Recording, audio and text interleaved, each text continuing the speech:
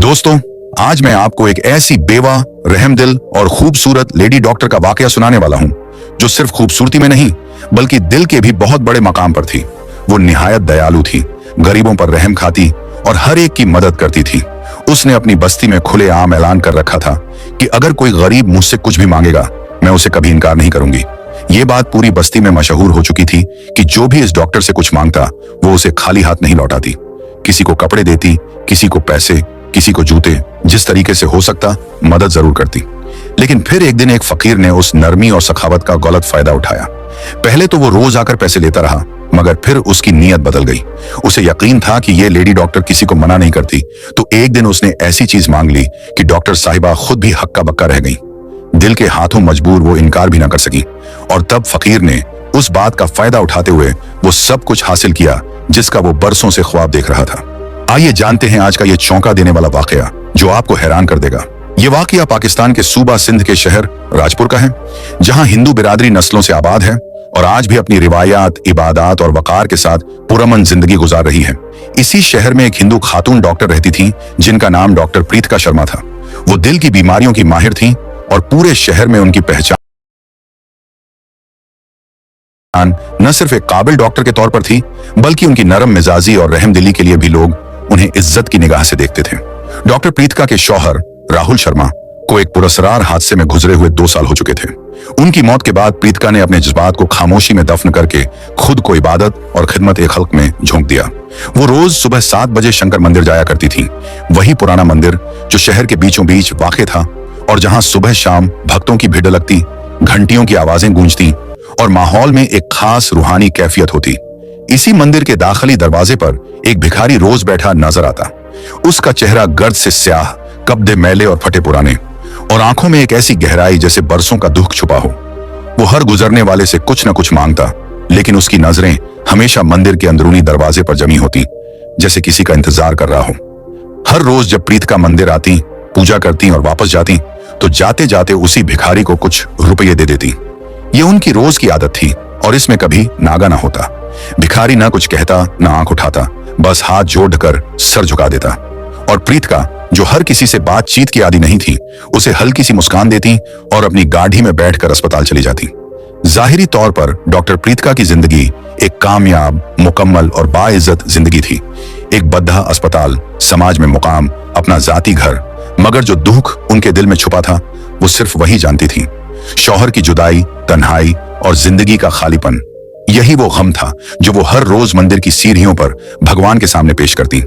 एक दिन जब आसमान पर गहरे बादल छा गए और हल्की बूंदाबांदी शुरू हो गई, तो वो हमेशा की तरह मंदिर गई। पूजा मुकम्मल करने के बाद जब वो उस एफक्यूअर को पैसे देने लगी, तो उसने पहली बार अपनी आवाज निकाली। उसकी आवाज भारी और धीमी थी, मगर अल्फाज दिल में उतरने वाले थे। मैडम जी, आप मुझसे शादी कर लीजिए। डॉक्टर प्रीतिका के क्योदम रुक गए। उन्होंने एफक्यूअर को गौर से देखा। उसके चेहरे पर कोई मजाक, शूखी या दीवानगी नहीं थी। ये कैसा सवाल था? क्या वो पागल था या ये किसी गहरी बेबसी का इजहार था? उन्होंने हल्के से हंसते हुए कहा, तुम भी ना कुछ भी बोलते हो। ये लो पैसे और बारिश से बचकर बैठो। मगर एफक्यूअर ने इस बार पैसे लेने से इनकार कर दिया। उसने सिर्फ उनकी आंखों में देखा और फिर खामोशी से सर झुका लिया। डॉक्टर प्रीतिका वापस अस्पताल तो पहुंच गई, लेकिन सारा दिन उनका जहन उसी वाकया में उलझा रहा। क्या वो एफक्यूअर वाकई मामूली इंसान है? उसकी आंखों में कुछ ऐसा क्यों है जो मुझे राहुल की याद दिलाता है? रात को जब वो घर लौटी तो खुद से कहा, शायद मैं ही ज्यादा सोच रही हूं, आखिर वो तो बस एक भिखारी है। मगर अगले दिन जैसे ही उन्होंने फिर उसे पैसे देने की कोशिश की, उसने हाथ जोड़कर इनकार कर दिया और कहा, मैडम जी, मैं आपके लिए कुछ कर सकता हूं, सिर्फ एक मौका दीजिए।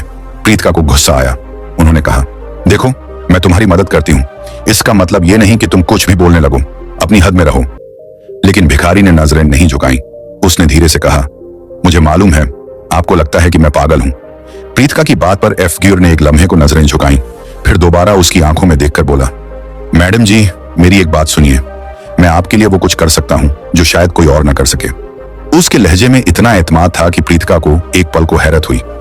एक एफक्यूअर जो आमतौर पर खामोश बैठा रहता है, आज इतने यकीन से बात कर रहा था। उसके अंदर एक अजीब सा भरोसा झलक रहा था। प्रीतिका ने उसे गौर से देखा और नरमी से पूछा, अच्छा बताओ, तुम क्या कर सकते हो? एफक्यूअर ने जवाब दिया, इस शहर में एक बद्दा नशा फरोश गिरोह काम कर रहा है, मैं आपको उनका पता दे सकता हूं। प्रीतिका हैरान रह गई। एक एफ कीर और ऐसे गिरोह की मालूमात। उसे लगा जैसे कोई मजाक कर रहा हो, मगर फिर डॉक्टर होने के नाते उसकी आदत थी कि हर बात को फौरन रद्द न करे। उसने सोचा, अगर ये सच भी है तो मैं पुलिस को इत्तला दे सकती हूँ। उसने तफसील पूछी तो एफ कीर ने बताया, कल रात मैंने मंदिर के पास वाले एक पुराने गोदाम में कुछ लोगों को देखा जो नशे की बड़ी डील की बात कर रहे थे। उनके हुलिये और मकाम दोनों याद हैं। प्रीतिका ने इस बात को पूरी संजीदगी से न लिया, लेकिन फिर भी उसने अपने एक पुराने मरीज इंस्पेक्टर कमर से बात की। अगले दिन इंस्पेक्टर ने हैरत अंगेज खबर दी, डॉक्टर साहिबा, जिस गोदाम की आपने बात की थी वहां छापा मारा गया और वाकई एक बद्धा मादा फरोश गिरोह पकड़ा गया। भारी मिकदार में नशा आवर अशिया बरामद हुई हैं। प्रीतिका दंग रह गई। एक एफकीर को यह सारी मालूमात कैसे मालूम हो सकती है? उसने फैसला किया कि वो अगले दिन मंदिर जाकर खुद एफकीर से यह सब पूछेगी। सुबह वो मंदिर पहुंची और एफकीर पहले की तरह चबूतरे पर बैठा हुआ था। प्रीतिका उसके करीब जाकर बैठ गई और आहिस्तगी से पूछा, तुमने इतनी पक्की मालूमात कैसे दी? तुम कौन हो? सच सच बताओ। एफकीर ने मुस्कुराकर कहा, मैडम जी, मैं वही हूं जो नजर आता हूं, लेकिन मैं इस शहर को बहुत अच्छी तरह जानता हूं, शायद आपसे भी बेहतर।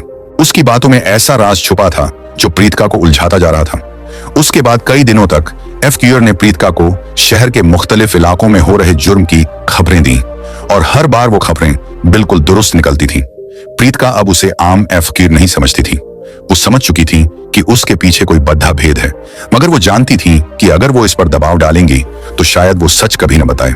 इसलिए उसने वक्त के साथ उसे जानने का फैसला किया। अब एक खामोश रिश्ता बन चुका था, न खैरात का न हमदर्दी का, बल्कि एक अजीब सा ताल्लुक। प्रीतिका अब उसे पैसे नहीं देती थी, बल्कि उसके साथ बैठकर बातें किया करती थी। एफकीर कभी कभी ऐसी बातें करता जो प्रीतिका को राहुल की याद दिला देती थी। एक दिन उसने कहा, मैडम जी, आपको याद है आप कहती थी कि मंदिर की सीढ़ियों पर बैठकर चाय पीने का मजा ही कुछ और होता है। प्रीतिका के हाथ से जैसे जमीन खिसक गई। ये बात तो उन्होंने सिर्फ राहुल से कही थी, किसी और को तो कभी नहीं बताई। उन्होंने खुद को संभाला, मुस्कुराकर बात टाल दी, मगर दिल में सवाल की गूंज सुनाई देती रही। एक रात वो अस्पताल से वापस आ रही थी। बारिश जोरों की थी और रास्ते सुनसान। अचानक उनकी गाड़ी बंद हो गई। वो घबरा गई। सड़क पर कोई नहीं था, मगर तभी वो एफकीर अचानक वहां नमूदार हुआ, ऐसे जैसे पहले से जानता हो कि उसे यहां पहुंचना है। उसने गाड़ी चेक की, चंद लम्हों में स्टार्ट कर दी और कहा, मैडम जी, इतनी रात को अकेली बाहर न निकला करें, यह शहर आप जितना सीधा नहीं है। उसकी आवाज में फिक्र और दर्द छुपा था। प्रीतिका ने उसे उस रात अपने घर आने की दावत दी। पहले तो उसने इनकार किया, लेकिन उनके इसरार पर वो मान गया। घर जाकर जब वो खाने की मेज पर बैठे, एफकीर ने एक निवाला लिया और आहिस्ता से कहा, ये खाना, ये जायका मुझे बहुत पुरानी यादें दिला रहा है। प्रीतिका का दिल जोर जोर से धड़कने लगा, मगर वो खामोश रही। उन्होंने कुछ नहीं पूछा, मगर अगली सुबह एक फैसला कर चुकी थी। उन्होंने अपने पुराने दोस्त और फॉरेंसिक एक्सपर्ट रवि सिंह को फोन किया और वो तस्वीर उसे भेजी जो उन्होंने चुपके से एफकीर की ली थी। रवि ने तस्वीर को गौर से देखा और बोला, प्रीतिका, इस आदमी का चेहरा मुझे कुछ जाना पहचाना लग रहा है, लेकिन मैं अभी यकीन से कुछ नहीं कह सकता। कुछ टेस्ट करने होंगे। प्रीतिका ने दिल ही दिल में फैसला कर लिया था कि वो एफकीर की असल पहचान जानकर ही रहेगी। उसने अपने पुराने दोस्त और फॉरेंसिक माहिर रवि सिंह से राब्ता किया और उसे वो तस्वीर भेजी